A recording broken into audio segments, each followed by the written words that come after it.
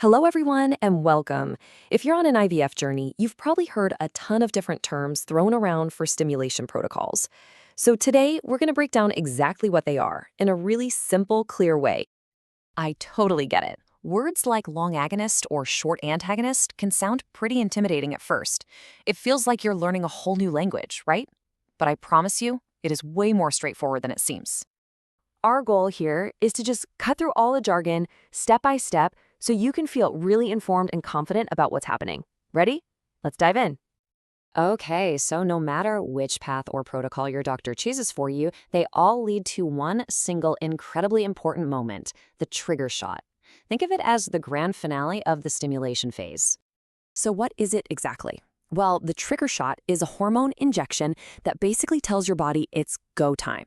It mimics your natural hormones to put the finishing touches on the eggs, getting them perfectly ready for retrieval. It's the final countdown.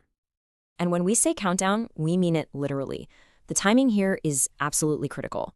The shot is almost always given exactly 36 hours before your scheduled egg retrieval. Getting that window just right is the key to everything. It's honestly amazing what this one injection pulls off. It's doing 3 crucial jobs all at once. It completes that final stage of egg development, it helps gently loosen the eggs from the follicle walls so they're easier to retrieve, and it officially starts that critical 36-hour clock. Okay, so now that we know where all of these roads lead, let's look at the main roads themselves. We're talking about the 2 most common game plans your doctor might use, the long protocol and the short protocol. On the surface, the big difference is all about timing and control.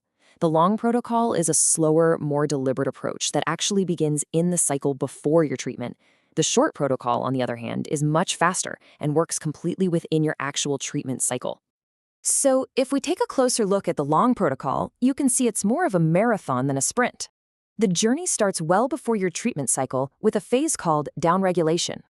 This basically hits the pause button on your natural hormones, giving your doctor a completely blank canvas to work with for the next couple of weeks of stimulation. All told, this path takes about 3 to 4 weeks to get you to the trigger shot. Now, in complete contrast, the short protocol jumps right into action on day 2 or 3 of your cycle. Stimulation starts right away, and then a few days in, an antagonist medication is added to make sure you don't ovulate too early. This approach is so much quicker, usually wrapping up in just 8 to 12 days before it's time for that trigger shot. Putting them side by side like this makes the differences really pop. But it's about more than just how long it takes. It's about finding the right fit. The long protocol's tight control can be perfect for someone with really regular cycles.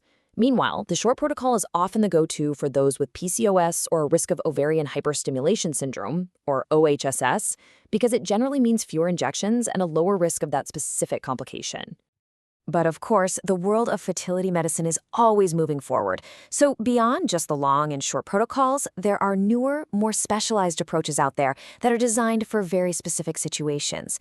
It's all about creating a unique map for each person's journey. And one of the most interesting of these newer maps is built all around this number, 2. I mean, what could you possibly do twice in a single cycle? It refers to something called the duo-stim protocol. This is a really advanced technique that involves doing 2 separate rounds of stimulation and 2 egg retrievals all within one menstrual cycle. The goal is pretty simple, to maximize the number of eggs you can collect in the shortest possible time. So, who is this for? Well, it's often considered for patients with a low ovarian reserve, or maybe those who haven't responded as well as hoped to standard protocols. It's also a vital tool for anyone who needs to preserve their fertility urgently, or for older patients where every single cycle really counts.